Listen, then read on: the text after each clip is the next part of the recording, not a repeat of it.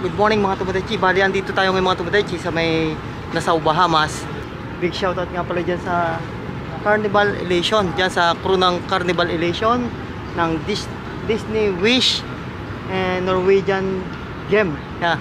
Big shoutout sa inyo mga tumadechi. Saka itong isang parko pa namin na Royal Caribbean. Yan, itong nasa harapan namin, nasa likod namin. Big shoutout din sa lahat ng crew dyan sa Royal Caribbean. And also doon sa isang paparating na barko na yon ng Carnival din, big shoutout sa inyong lahat mga tumadechi.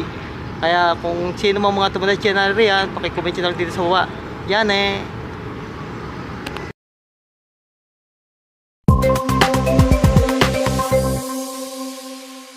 Po, magandang umaga. Alam niyo ba mga tumadechi, bali naligaw lamang po tayo dito sa may Broadway. Kasi nga medyo maaga po yung labas natin ng barko. Buti, pagpunta ko dito, talagang nakakagulat kasi hindi ko alam na may Jollibee pala dito.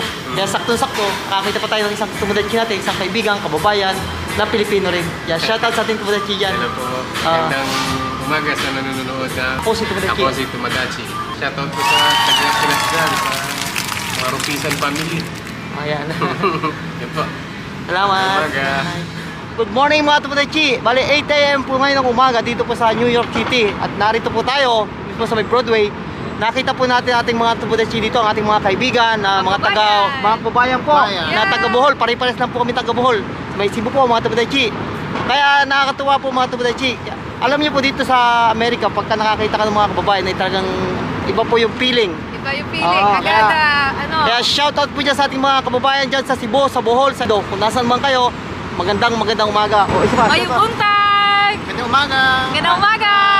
Okay, okay, 1, 2, 3.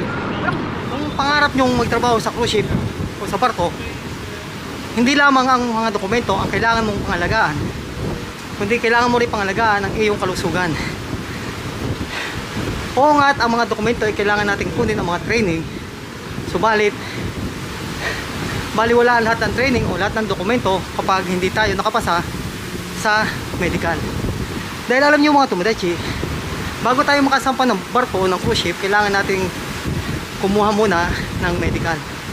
Kaya nararapat lamang mga tumadechi na pangalagaan natin ang ating kalusugan. Kaya mga payo lagi ni tumadechi, tamang ehersisyo, masusustansyang pagkain, at hanggat maaari iwasan ang pagkain ng mga matatabang pagkain, mga oily na pagkain mga tumadechi. Kaya mainam na pangalagaan natin ang ating kalusugan mga tumadechi. Kaya mga tumadechi, ugaliin natin na mag-exercise araw-araw, mag-walking, mag-jogging.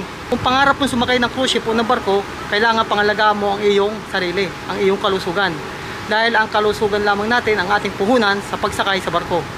Ako si Tumadechi at ito ang buhay sa cruise ship.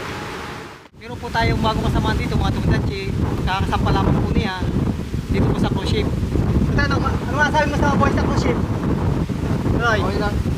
Hindi naman mahirap? Mahirap. Hindi naman. First time may hilo talaga.